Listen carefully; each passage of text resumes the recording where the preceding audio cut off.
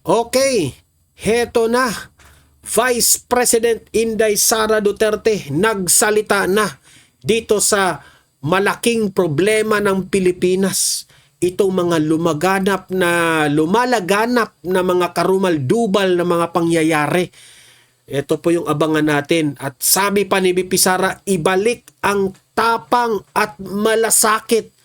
Kasi ang gobyernong ito walang tapang. Kaya ang daming korupsyon ng mga government officials. Hindi sila takot. Kasi hindi po matapang ang presidente. Ang presidente, walang malasakit. Kaya okay lang kung hanggang leeg yung baha. Kasi walang malasakit yung presidente. Ganyan po. Kaya si VP Sara, panoorin nyo itong video na ito. Kasi nagsalita na po itong si Vice President Inday Sara Duterte.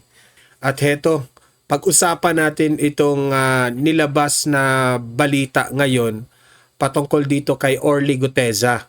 Kung saan ay nag-trending po itong CCTV ni Orly Guteza na pumasok siya sa opisina ni Senator Rodante Marcoleta. Lumang video na po ito, no? Nangyari po ito noong kapanahunan pa na si Senator Marcoleta ay Blue Ribbon Committee Chair. Pero ngayon lang nila kinuha itong video na ito na inilabas na ngayon sa media nang bumaliktad na itong si Guteza. Yan ang nakakatawa eh. Dati sinabi na ito ni Marcoleta na merong CCTV pa nga no, sa pagpunta ni Guteza sa opisina niya. Bakit ngayon nyo lang yan nilabas? Nilabas nyo na kasi bumaliktad na. Ganito rin mga mainstream media eh. Yan yung isa sa mga pag-uusapan natin at magre-react tayo dyan. No? At atin ring papanoorin po itong abogado po ni Mike Defensor na si Attorney Topacio. No? Na ito raw si Guteza sa kanyang latest testimony ay parang pabor ito kay Romualdez. Pabor ito kay Romualdez. Ang tanong, sino ang nagbayad kay Guteza? Malalaman natin yan mamaya. Okay. So, yan po, no? Sit back, relax there para tayo po pero bago ang lahat, like and share sa video natin na ito, okay? Para guys kakalat ito sa taong bayan at sa mga hindi pa nakasubscribe dito at lagi kayong nanonood, no? Subscribe na kayo kasi libre lang po ang mag-subscribe sa YouTube, walang bayad yan. Updated pa kayo sa ating mga trending at mga breaking news dito sa Donmar TV, okay? Subscribe na. At babati tayo dito sa mga laging nanonood dito sa Donmar TV. Regina Antipuesto. Ayan, good morning Donmar TV. Shout out from Deca Home, Davao City. Ayan, shout out sa mga kababayan natin dyan sa Davao City. Ma'am Regina, thank you. Lucerminda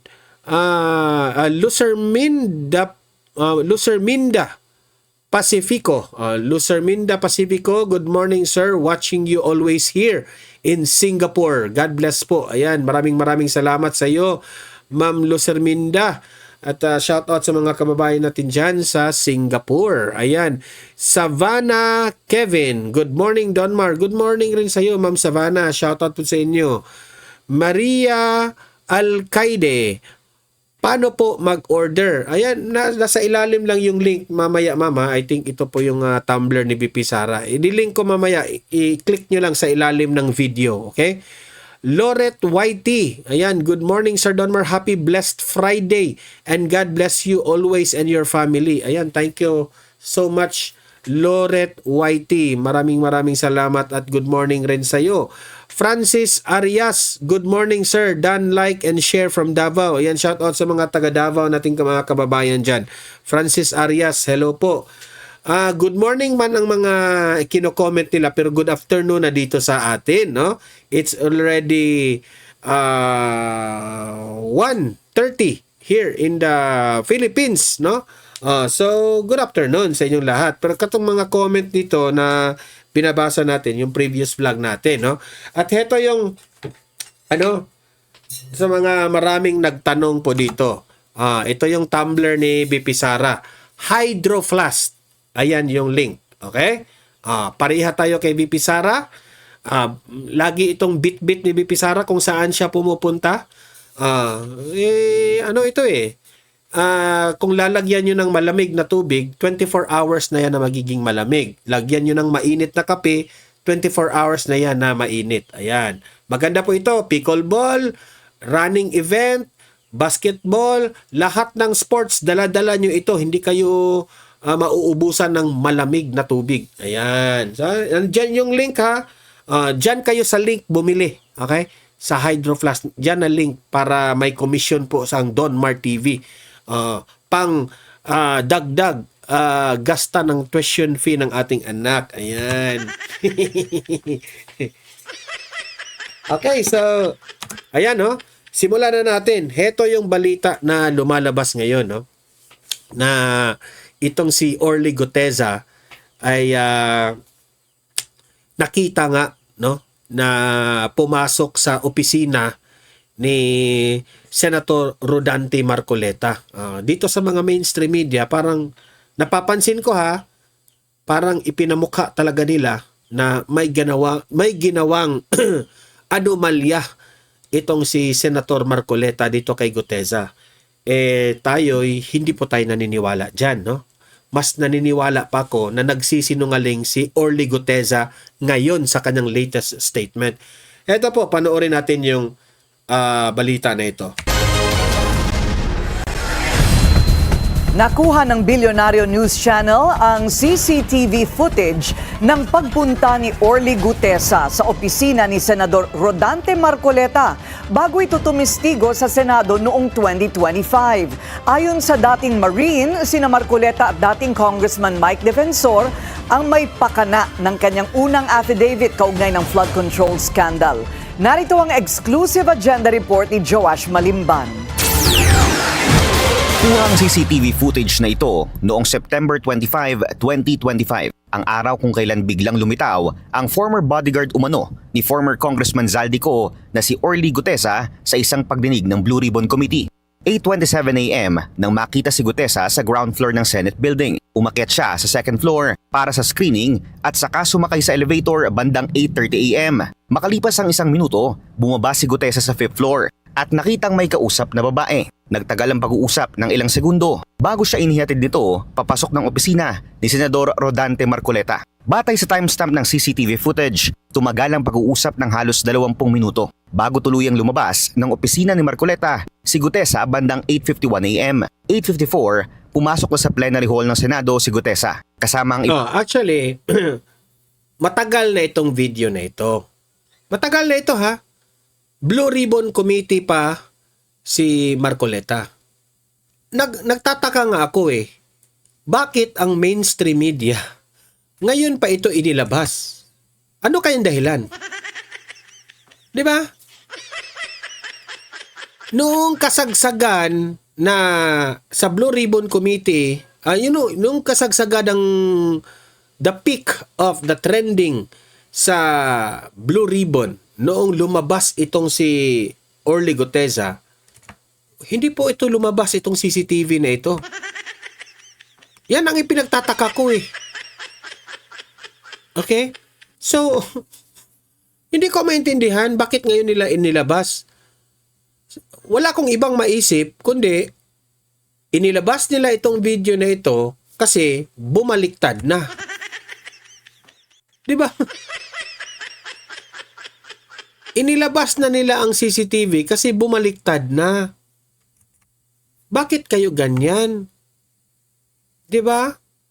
So, what's the point of releasing this video na ito yung time na nag-testify si Guteza sa Senate Blue Ribbon Committee ni Marcoleta na naghahatid siya ng maletang pera sa bahay ni Martin Romualdez.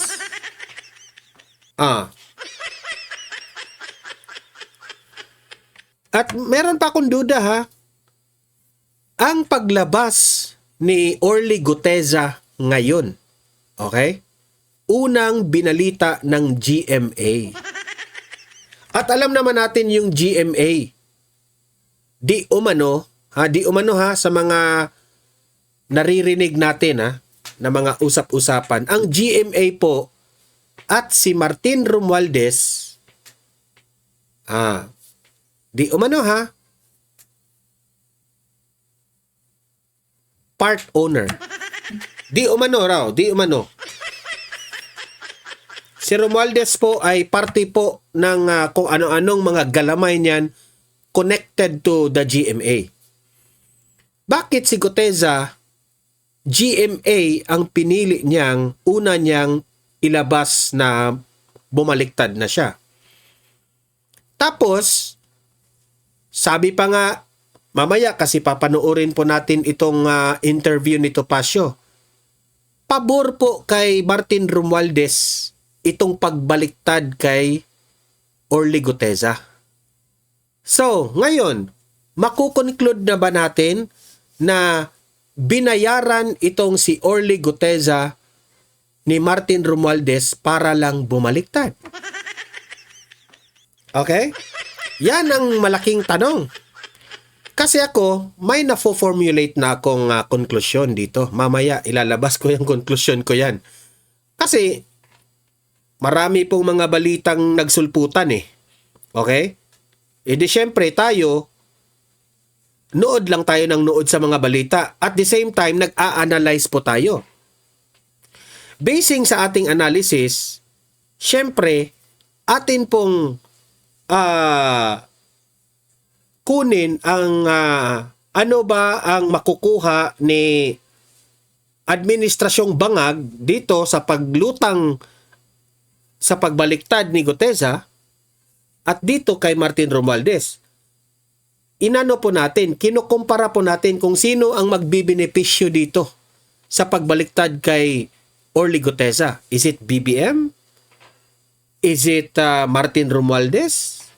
Or is it lahat na nangulimbat ng pera sa flood control? Lahat na siguro. Pero sabi nila, mas malaki ang chance na si Tambaluslos ang nagbayad kay Guteza dito. May pa CCTV pa sila ngayon na nakukuha eh. 'Di ba? Wala. Itong paglabas ng CCTV nito, wala na itong point. Kasi ito yung unang CCTV, ito yung unang event na lumutang si Guteza. Ang tanong, bakit biglang bumaliktad siya? Sinong kumausap dito kay Guteza? At bakit biglaang na-change ang kanyang utak? Bakit ba? Meron talaga yan, di ba? Kung iisipin mo, kasi ang inilabas niya ngayon sa media, kaya raw siya bumaliktad kasi si Marcoleta raw, hindi raw tumupad ng promise, si Mike Defensor raw, hindi tumutupad ng promise, kaya siya bumaliktad. Di ba? Kasi nag-promise raw na bigyan ng scholarship ang kanyang anak. Tapos hindi tumupad. Kaya siya bumaliktad. Parang ang babaw. Ang babaw ng kanyang reason. 'Di ba? Ang babaw ng kanyang reason talaga. Kaya siya bumaliktad. Kasi hindi natupad ang promise. Yun lang. Guteza, kawawa ka dito talaga. Ang taong kasama niyang lumabas mula sa opisina ni Marcoleta. At 10:39 AM nang tawagin si Guteza para tumestigo sa Senado. Dito niya nabinitawan ang mga alegasyon na personal siyang nag-deliver ng male-maletang pera kina former Congressman Zaldico, former House Speaker Martin Romualdez at iba pang miyembro ng Kongreso. Paano yan ngayon? Bumaliktad siya. Pero lumabas rin yung mga pictures mo na naghahatid ka ng maleta. Tapos lumalabas rin yung conversation, video rin ha, na nire-record nila yung conversation niya sa kanyang asawa na ang pinag-usapan nila doon, pinipilit raw siya noon. Ha? Hindi kay Marcoleta at Mike Defensor ha, sa mga kalaban, pinipilit po siyang baguhin yung statement. Paano yan ngayon? Ang dami ng statement na inilabas mo. Pero yung ni-record na recording na audio na nagkausap sila ng kanyang asawa, hindi niya alam yon na ni-record yon. Oh, yun ang pagbabasihan ko na totoo yung sinabi mo doon. 'Di ba? Pero ito ngayong inilabas mo sa media na nagsasalita ka, na nag-record ka, na bumaliktad ka, hindi na kami maniniwala doon kasi alam mong nire-record na eh. 'Di ba? Ganun lang 'yun. Na mula umano sa DPWH Project Kickbacks. Ang actual ko na delivers talaga sa bahay ni Congressman Romualdez is 3. Tapos pag may duty kami, nagkakaroon ng detailed. Minsan namumonitor ko doon sa group chat namin, may basura tayo deliver. Minsan namumonitor Ito yung nakaraan niyang sinabi ha. ko siya is 3 times a week ang delivery doon sa Forbes, sa bahay ni Kung Sal, ni Kung Romualdez. Matapos ang halos 1 taong pagtatago, binabawi na ng retired Marine turned self-confessed bagman ang kanyang mga akusasyon. Sa kanyang bagong sworn affidavit, sinabi ni Gutesa na inihanda ang kanyang original affidavit noong September 24, 1 araw bago ang dinaluhan niyang Blue Ribbon Committee hearing.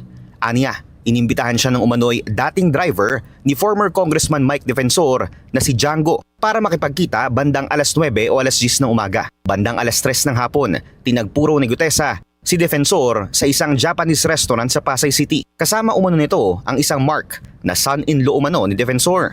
Dito raw siya pinilit ng dating kongresista na isulat ang ilang mga alegasyon na wala naman umano siyang personal na kaalaman. Paninindigan ni Gutesa, sina Paul at Mark umano na dating executive assistants ni ex-congressman Ko ang totoong susi sa katotohanan. Bagaman hindi binanggit ang buong pangalan sa affidavit, una nang lumutang ang mga pangalan ni na John Paul Estrada at Mark Teksay bilang mga dating EA ni Ko. Bandang 4:30 PM, dumating daw sa restaurant si Marcoleta. Dito na umano binasa ng senador ang inihahandang affidavit at inayos ang ilang detalye nito. Kabilang daw dyan ang umano'y pagde-deliver ng maleta sa bahay ni former House Speaker Martin Romualdez sa bahay nito sa Forbes Park.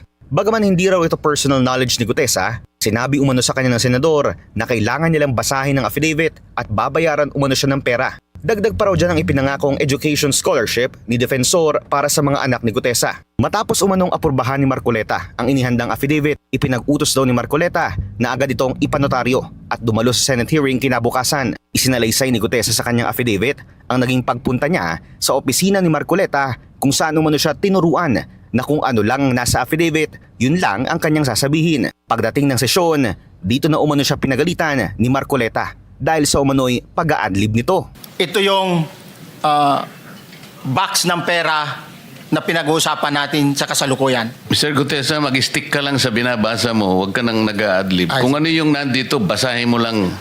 Ayon kay Gutesa, nasaktan umano siya nang hindi na siya pansinin ni Marcoleta matapos ang nangyaring Yung part na yun ang ginamit nila para magmukha talagang scripted si Marcoleta at si Gutesa at that time. Yun ang ginamit nila ha. Pero ang totoo niyan, okay? Gusto lang ni Marcoleta basahin yung nasa affidavit niya. Pero ginamit nila yon para magmukha talagang sinungaling si Marcoleta at si Gutesa by having this scripted di umano na scripted raw ito ni Marcoleta at ni Gutesa at that time. pagdinig. Dito niya raw naramdaman na tila nagamit lang siya para sa pansariling agenda ng senador at ni Defensor. Yan ang reason niya kaya bumaliktad siya ha. Ginamit raw siya ni Marcoleta at ni Mike Defensor. Bandang September 27, isang tao umano mula sa opisina ni Marcoleta ang nag-message kay Gutesa. Binigay raw nito ang number ni former COMELEC Commissioner Attorney Rowena Guanzon para ayusin ang ilang detalye sa kanyang affidavit. Pero hindi na raw ito ginawa ng former bodyguard. Mariin namang kinontra ni Guanzon na willing siyang mag-abogado para kay Gutesa. Paninindigan niya, sinungaling ang former bodyguard. At posible umanong si former House Speaker Romualdez ang nasa likod ng pagbaliktad ni Gutesa at ng ilang Maleta Boys. Martin, magkano kaya? Si Martin naman talaga ang beneficiary niyan. Pag nag-recant yung apat, nag-recant si Gutesa ng testimony niya at affidavit ginamit ng ombudsman against Romualdez, sino ang kikinabang? Hindi ba si Martin? Di sama na si Gutesa sa conspiracy ni Martin. Kung ako ang ombudsman, with due respect to Ombudsman Remulla, I would do that. Sa kabila ng sunod-sunod na pagbaliktad ng mga nagpakilalang dating bodyguards ni Ko, nanindigan ng ombudsman na may 28 testigo makapagtuturo umano sa mga transaksyon ni Romualdez. Dagdag pa ng ahensya, obligasyon sa batas ang pakikipagtulungan kaugnay ng legal na proseso at posible umanong maharap sa buong bigat ng batas ang sinumang magtatangka na humadlang dito. Para sa agenda, Joash Malimban, Billionaire. Alam mo, sa totoo lang, mas lalong naging complicated na ang issue patungkol dito. Okay? Hindi mo na alam kung saan, kung ikaw ako bilang vlogger, hindi ako mapapaikot dito sa statement ni Gutesa ngayon Still, naniniwala ako sa unang statement niya na naghahatid siya ng maleta sa bahay ni Martin Romualdez. Yun ang pinapaniwalaan ko Pero ngayon, naging magulo na. Pinaikot-ikot na nila yung taong bayan sa script nito. Sa mga ordinaryong tao, maguguluhan ka talaga. Saan kayo maniniwala? Ginugulo na nila So, alam nyo na kung bakit ganito yung mga nangyayari. Meron talagang gustong mapagtakpan yung mga kasalanan ng ulimbat ng limpak-limpak na pera. Kung babayaran mo ng kahit nga 1 milyon, papayag yan si Gutesa Magkano yung ninakaw nila sa flood control, di ba? Halos aabot ng bilyon-bilyon, trilyon-trilyon yung ninakaw. Kung babayaran nila itong si Gutesa, wala. Barya lang yan. Barya lang yan. Di ba? Kaya nga, dito nakatutok ang administrasyong Marcos dito sa away politika. Diyan sila nakatutok. Wala na silang pakialam sa mga criminality na nangyari ngayon. Kaliwat kanan, meron pong mga nangyayaring mga karumal-dumal na mga kahit nga sa eskwelahan, di ba? Wala sa gobyerno. Hindi nila priority yan. Ang priority nila ngayon, ma-impeach si BP Sara. Hindi nila priority yung mga pasahero ng jeep na bibiktima doon sa mga gago. Okay? Kaya ngayon, itong si BP Sara naglabas ng statement dito sa International Day of Remembrance and Tribute to the Victims of Terrorism. Ito po, nilabas po ito ng video na ito ni BP Sara kasi alam ni BP Sara kailangan ito yung unang dapat nating pagtuunan ng pansin. Hindi yung impeachment. Hindi yung pamumulitika ni Bangag Marcos. Heto, panoorin natin si BP Sara. Ayan, palakpakan muna. BP Sara. Ayan, BP Sara, pasok.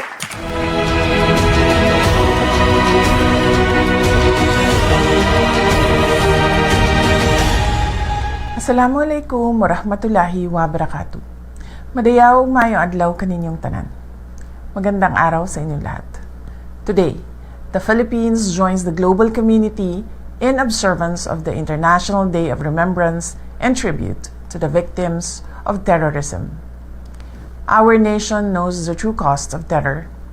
We speak about terrorism from the ground of its actual impact, from the communities long affected by local insurgencies and violent extremisms, across our islands to the urban centers and rural villages in Mindanao, that have borne the brunt of bombings, extortion, and senseless violence. Hindi lamang pansamantalang pinsala ang dulot ng terorismo. Sinisira nito ang takbo ng buhay ng susunod na henerasyon. Para sa maraming pamilyang Pilipino, ang banta ng karahasan ay hindi kwento ng nakaraan, kundi isang realidad. Hindi natin pwedeng iasa na lamang sa kanila ang muling pagtatayo ng kinabukasan mula sa mga naiwang guho ng kaguluhan. We cannot build a culture of remembrance on monuments and moments of silence alone. True remembrance demands concrete action, an active commitment to justice, policy enforcement, and comprehensive rehabilitation. A state that honors its victims must take absolute responsibility for securing its borders and rebuilding what was destroyed. We owe it to every displaced family and every disputed community. Ang pagtiyak sa kaligtasan ng ating mga komunidad, pagtatanggol sa kapakanan ng ating mga kabataan, at pagbibigay ng sapat na suporta upang makabangon ang bawat biktima. Ito ang tanging paraan ng pag-alala na may tunay na kahulugan. Mga kababayan, mahalin natin ang Pilipinas. Ibalik natin ang tapang at malasakit. Ang lahat ng ating ginagawa ay para sa Diyos, sa bayan, at sa bawat pamilyang Pilipino. Syukran. Alam nyo, no? Yung ibalik natin ang tapang at malasakit. Hindi yun basta-basta lang kay sinabi ni BP Sara, tapang at malasakit. Hindi yun. Hindi yun slogan effect lang. May ibig sabihin ang mga Duterte patungkol po dyan sa tapang at malasakit. Kasi yan ang kulang ngayon sa administrasyong Marcos. Walang tapang ang presidente natin ngayon, ang administrasyon natin ngayon, walang tapang. Kaya dahil sa kanyang walang tapang, hindi na natatakot ang mga government officials na mangungurakot kasi walang bayag si BBM, walang tapang. Yan ang katotohanan. Malasakit, tapang at malasakit, magkaisa yan. Malasakit, walang malasakit ang administrasyon na ito. Okay, walang malasakit. Alam niyo ba kung bakit? Gusto lang nila ayudahan ang Pilipino. Tingnan nyo, bagsak ang ekonomiya ngayon. Walang mga infrastruktura na itayo kasi walang malasakit ang presidenteng ito. Walang malasakit. Magbaha kayo dyan, tagaliig yung baha. Wala kaming pakialam. Next year, presidente pa rin si BBM, baha pa rin yan. Kasi wala siyang malasakit. Yan ang point ni BP Sara. Kapag ito ang magiging presidente, ibalik natin ang tapang at malasakit, which is nagawa na yan ni Tatay Digong noon. Okay? Yan po. Kapag may tapang yung isang leader, matatakot lahat gumawa ng kasalanan. Kapag may malasakit ang isang leader, lahat tayo magka-benefit po tayong lahat dahil may malasakit eh. Nauunawaan mo yung tao kasi may malasakit ka na nafi-feel mo yung mga pinagdaanan ng mga tao na kasi may malasakit ka. Okay? Ang isang government official na nakikita kong may tapang at malasakit ngayon, si Senator Bongo. Siya na lang. At siguro si Robin Padilla at si Marcoleta. Yung iba, ewan ko na lang. Ay, nako. Kaya ngayon, no, kinukulong nila yung mga kalaban nila sa politika. Kasi ayaw nila na mapahiya sila sa kanilang mga kabalastugan. Itong mga kalaban sa politika nila ay sila yung mga nag-e-expose sa kanilang mga kalokohan. Example, itong si Mike Defensor. Hindi naman ito government official si Mike Defensor pero nagkikriticize sa gobyernong ito. At dahil nagkikriticize siya, natatamaan yung gobyerno, kinulong siya ngayon. Pakinggan natin itong lawyer ni Mike Defensor na si Attorney Topacio. Ito po, panoorin natin. And joining us tonight is one of the lawyers of former Congressman Mike Defensor, Attorney Ferdinand Topacio. Good evening, Attorney Topacio, and thank you for joining us in The Big Story. Yes, good evening, Ed. It's always a pleasure to be here. Thank you, sir. Have you spoken to your client, Mike Defensor? Well, not lately, but with respect to the present issue, I would say that this came as no surprise because as early as November 19 of last year, we had already gotten information that Gutesa, who suddenly disappeared after his bombastic testimony before the Blue Ribbon Committee, was being forced or had been already forced to recant his testimony. Pero sir, our problem here is that it's a he said, she said situation. On one hand, Gutesa saying na he was, what was the word he used? He was practically forced out of fear and anxiety to sign an affidavit prepared daw by Senator Marcoleta. On the other hand, of course, you're saying now that your client is a victim of somebody who was forced to recant.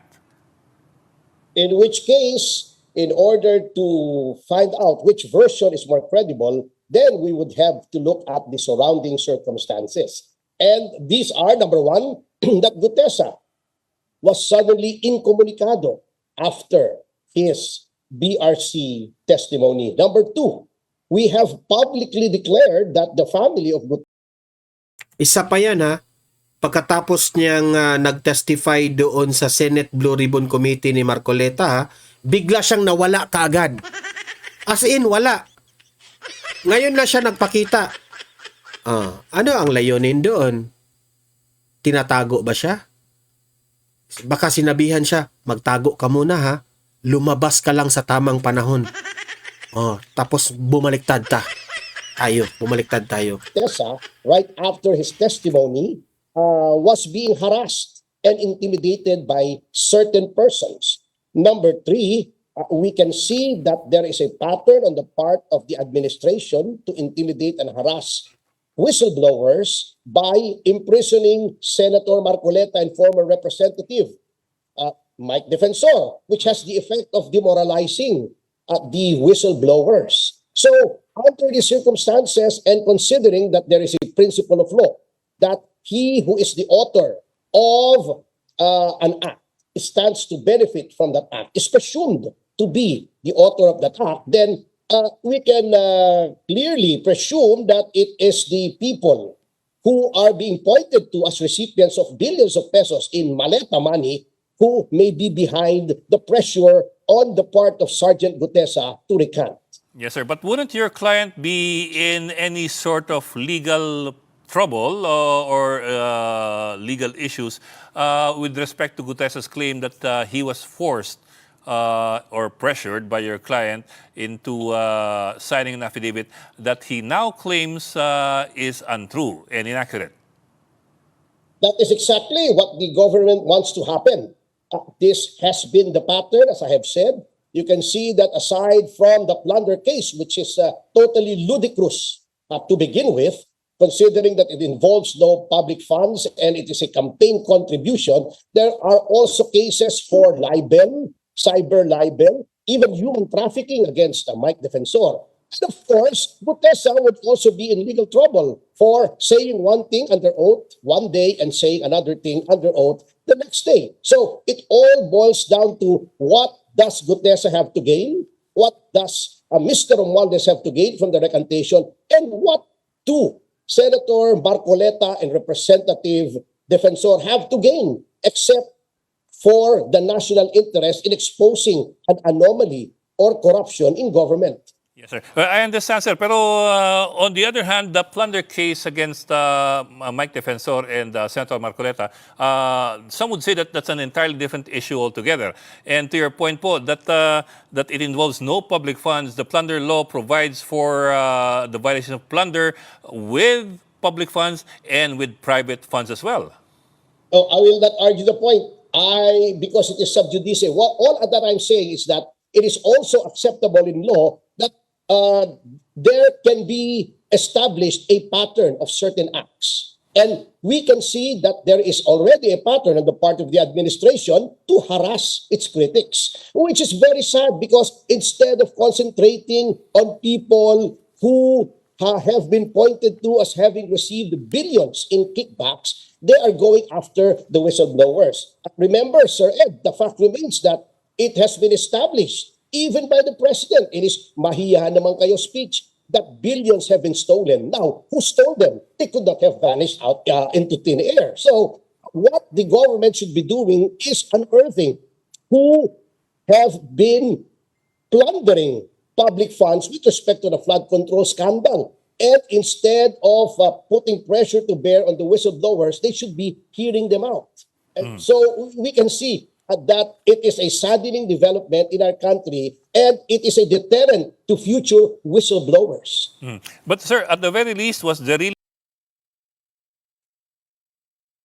Ayan, wala yung audio eh. Wala yung audio. Wait mo na. Ulit natin. and joining us tonight. It's a pleasure to be here. This was the real of ever driven big story. Nawala talaga yung audio. So, yan po, no? Ang point ni Topacio ngayon dito is that itong mga critics ng gobyernong ito is being silenced. Okay? Isa na dito si Mike Defensor. Si Attorney Topacio ay nakahanda rin yan, no? Kung ano ang magiging galaw, no? Kasi iba kasi yung iba kasi yung kinaso nila kay Mike Defensor at ni Senator Marcoleta. Hindi po ito kaugnayan po dito kay Orly Gutesa. Na ngayon, wala pa namang inilabas na statement itong si Mike Defensor at itong si Senator Marcoleta na sila yung nag-o-orchestrate dito sa paglabas ni Orly Gutesa sa Blue Ribbon Committee. Inanalyze ko nga anong makukuha ni Mike Defensor at ni Senator Marcoleta na ilalabas nila si Orly Gutesa? Wala naman silang makukuha doon. Di ba? Hindi naman rival si Marcoleta at si Martin Romualdez. Kasi si Romualdez, congressman. Si Senator Marcoleta, senador na. Di ba? Si Senator Marcoleta lang talaga, ginagawa lang niya talaga yung trabaho niya. Ika nga, sabi pa niya na kung ano yung pinangako ko ng panahon ng eleksyon, tinupad ko lang. Kasi sinabi noon ni Senator Marcoleta na kapag ako ang magiging senador ninyo sa 2020, when ba yung election? 2025 ba yun? 2026? Last election, last May? Sabi niya, last 2025 ba? 22, 23, 24, 25. 2025. Pagkatapos ng eleksyon, anong sabi ni Senator Marcoleta?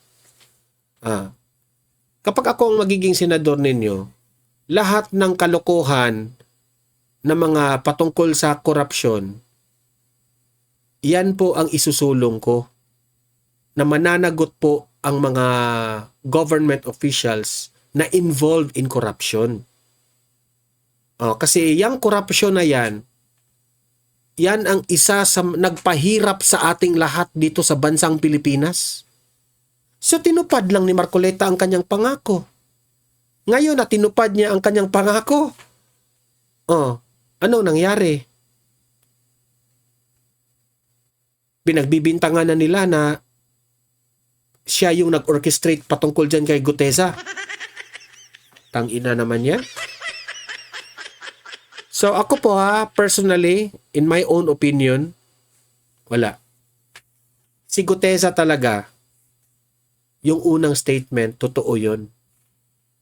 E de syempre, vulnerable na siya. Talagang hinanap siya nitong natatamaan. Parang wala na tayong problema. Hindi man tayo nagproblema ng pera. Sige, bayaran na natin yung taong yan para mahinto na itong problema na ito. Di ba? Pwedeng ganun. Kaya kayo mga audience ko dito sa Don Mar TV, libre kayong mag-comment, mag-react kung ano ang inyong opinion patungkol dito sa issue na ito. Okay? Babasahin natin yan sa comment section. Like and share na lang po sa mga nanonood. Sa mga hindi pa nakasubscribe, subscribe na po kayo. Okay? See you in my next video. Have a great day. Have a great night. God bless po sa ating lahat. Mabuhay ang Pilipinas and God save the Philippines. Bye-bye.